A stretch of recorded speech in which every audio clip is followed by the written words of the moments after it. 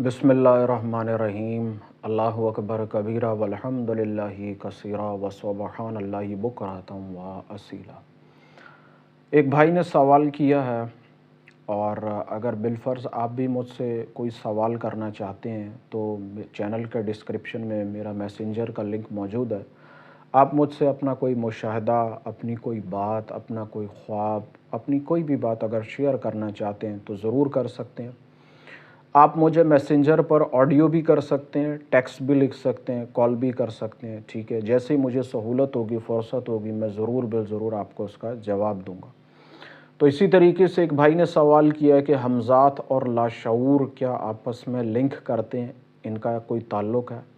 तो इस हवाले से कुछ आप बताइए। तो जी, मैं आपके सामने दोनों बातें रखता हूँ और बल्कि इसकी वजाहत भी करता हूँ, और आज की जो मेरी वीडियो है वो इसी सवाल पर है कि हमज़ात का ताल्लुक़ हमारे लाशऊर से है या नहीं है। देखिए, अगर आप इंसानी खोपड़ी का मुशाहिदा करें तो इंसानी दिमाग के दरमियान एक लाइन मौजूद होती है। इसको अगर मैं अपने हाथों से दिखाऊं तो ऐसे, एक हिस्सा दिमाग का सर के इस तरफ है, एक हिस्सा दिमाग का सर के इस तरफ है, ठीक है।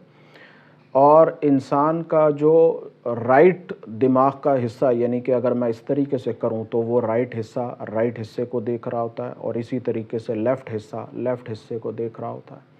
हमारे हाथ, हमारे पाँव, हमारी जिस्म की जो नशो व नुमा है वो बिल्कुल इसी तरीके से मौजूद है।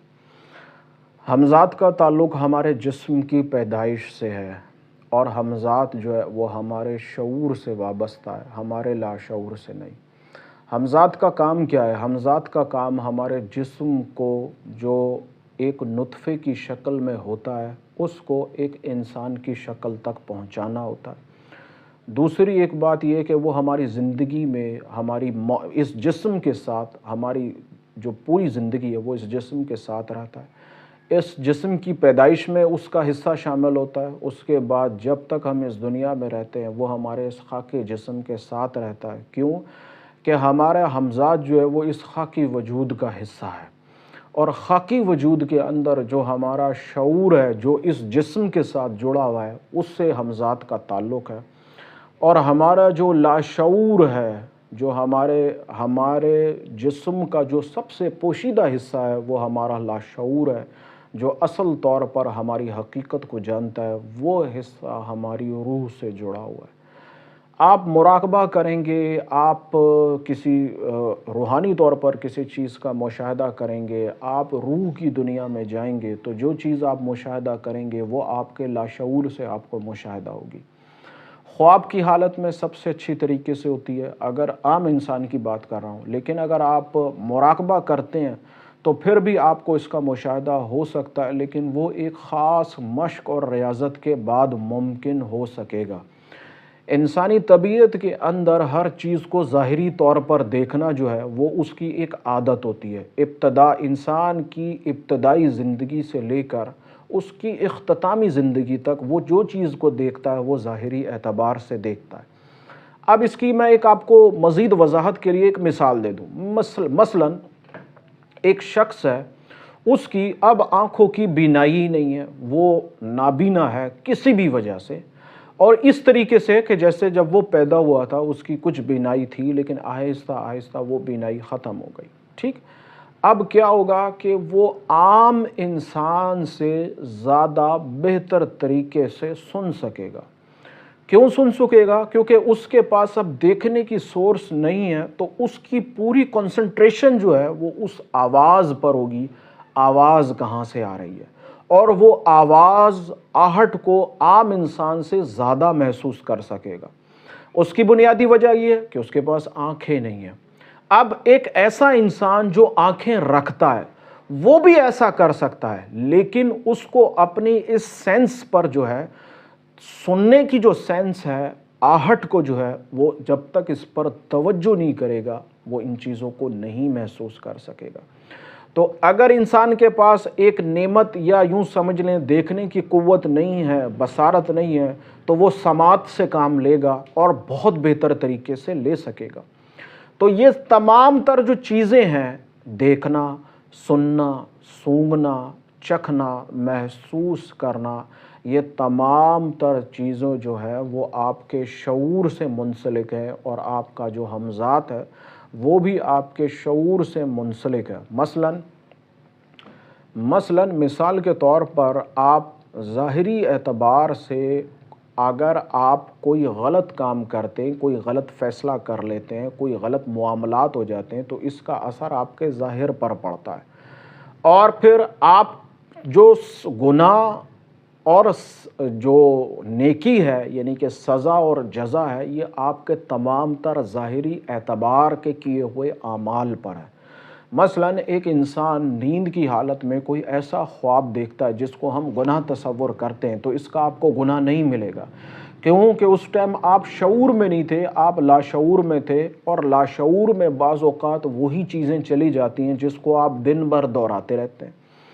مثلاً دن بھر آپ کو یہ خطرہ لاحق رہتا ہے، خوف لاحق رہتا ہے کہ مجھے کچھ ہو جائے گا۔ میں ایک مثال دے رہا ہوں، یہ ایک نفسیات میں بات چلی جاتی ہے کہ دن بھر اس کو یہ خیال رہتا ہے کہ مجھے کچھ ہو جائے گا، تو خواب کی حالت میں بھی وہ اسی قسم کے خواب دیکھے گا کہ اس سے کچھ ہو رہا ہے، خدا نخواستہ اس سے کوئی نقصان پہنچ گیا، اس کی طبیعت خراب ہو گئی، یا وہ بلندی سے گر گیا۔ اس کی وجہ یہ ہے کہ وہ ڈر، وہ خوف اس کے شعور سے اس قدر شعور پہ اس کا بوجھ تھا، اس کا وزن تھا کہ وہ آہستہ آہستہ اس کے لاشعور میں منتقل ہو گیا، اور اب رات کی تاریکی یعنی کہ خواب کی حالت میں بھی وہ اسی قسم کے خواب کو دیکھتا ہے۔ تو شعور اور لاشعور جو ہے وہ ہمارے روح اور جو ہے وہ ظاہر اور باطن کے اعتبار سے بالکل منفرد ہے۔ تو ہمزات جو ہے وہ ہمارے شعور سے جڑا ہوا ہے، اس کا ہمارے جسم سے تعلق ہے، ہماری جسم کی نشو و نما سے تعلق ہے، ہمارے جسم کے ساتھ پیدا ہوا، ہمارے جسم کے ساتھ ہی رہے گا، اس کا ہمارے لاشعور سے کوئی تعلق نہیں ہے۔ اس کی مثال کچھ اس طریقے سے بھی ہے کہ جتنی بھی روحانی عبادتیں ہیں، مثلاً روزہ جو ہے یہ آپ کے لیے ایک روحانی عبادت ہے۔